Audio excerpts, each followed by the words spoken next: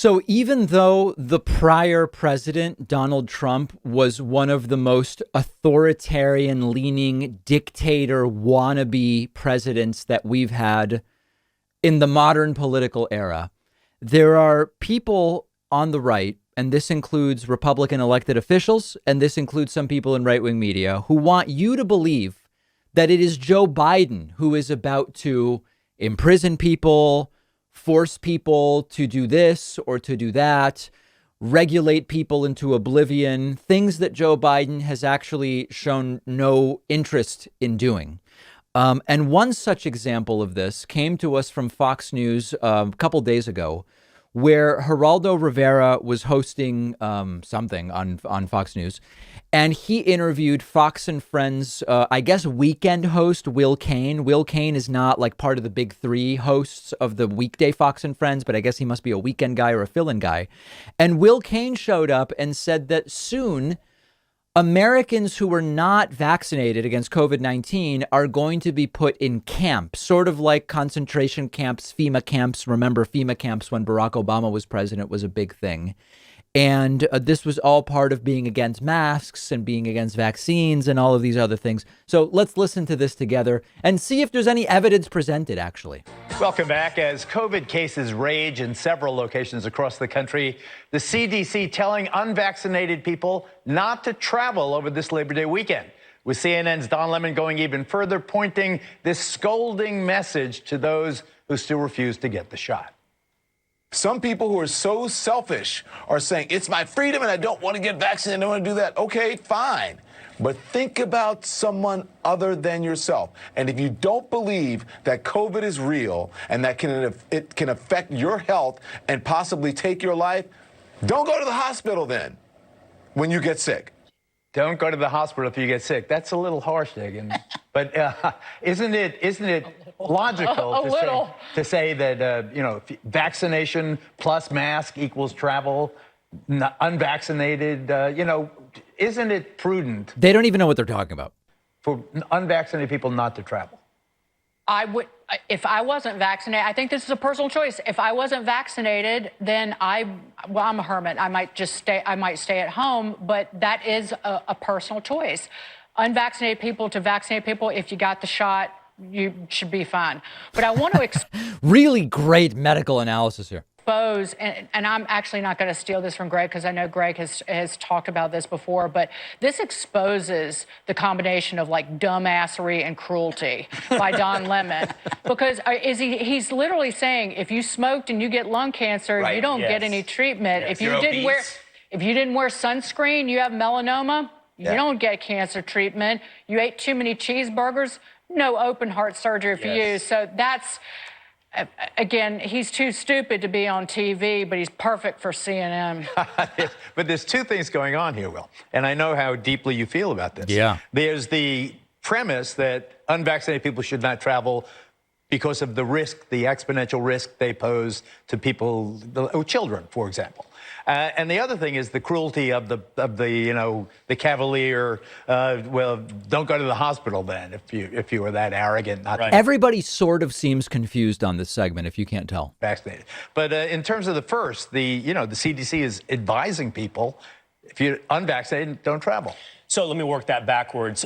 Regarding the second point you made, whether or not it's cruel, Dakin's exactly right. We're veering dangerously close to exterminationist language. What? Extermination? Otherizing exterminationist. Absolutely. That's the next step. Putting the unvaccinated into someplace else, camps, whatever it may be. When you listen to the cruelty of Don Lemon. What is Will talking about? The unvaccinated are more likely to end up dead in the morgue from COVID than they are to end up in some kind of camp for the unvaccinated.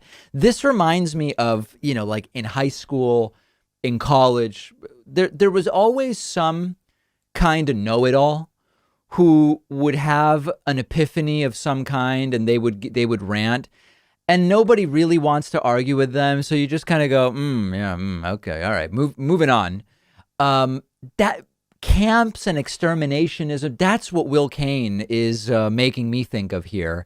And remember that the predictions that they're going to end up in camps have been going on for a long time when Democrats have been president. Remember, under Obama, there were going to be FEMA camps and people were going to be sent to FEMA camps, re-education camps, et cetera. It didn't happen. It's just par for the course when a Democrat is in the White House. Now, meanwhile, Tucker Carlson claims that the left just wants to kill unvaccinated people. And his guest, Teddy Daniels, who's a former officer, pro-Trump military veteran running for something, I think, agrees. Here is the left wants to kill the unvaccinated. No, the vaccines are supposed to save people, guys. Yeah, it's close. This is still America, Tucker. Okay?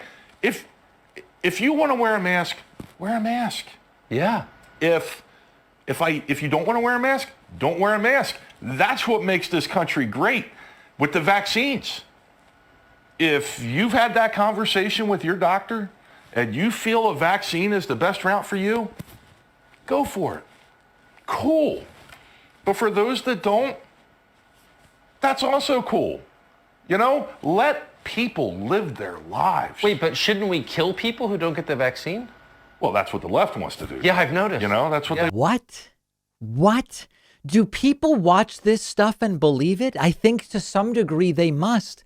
The left wants to put into camps the unvaccinated. The left wants to kill the unvaccinated. And the problem is that this stuff has worked to weaponize disinformation, anti-science beliefs in a way that is preventing us from actually dealing with the pandemic the way we could. Delta has been a problem essentially everywhere, but there are countries that have dealt with it far better, countries that have higher vaccination rates, countries where people are actually following the medical guidelines, and they have turned it not just into medical guidelines, they have turned it into a political battle that they assess to be life and death along the wrong lines. It is, in a sense, life or death, right? I mean, we know that your likelihood of getting really sick from COVID is way lower if you're vaccinated. We know that your likelihood of dying from COVID is way lower if you're vaccinated. It is life or death, but they've got a completely different life or death sort of battle line drawn. And it's unfortunately worked really, really well at convincing a lot of different people.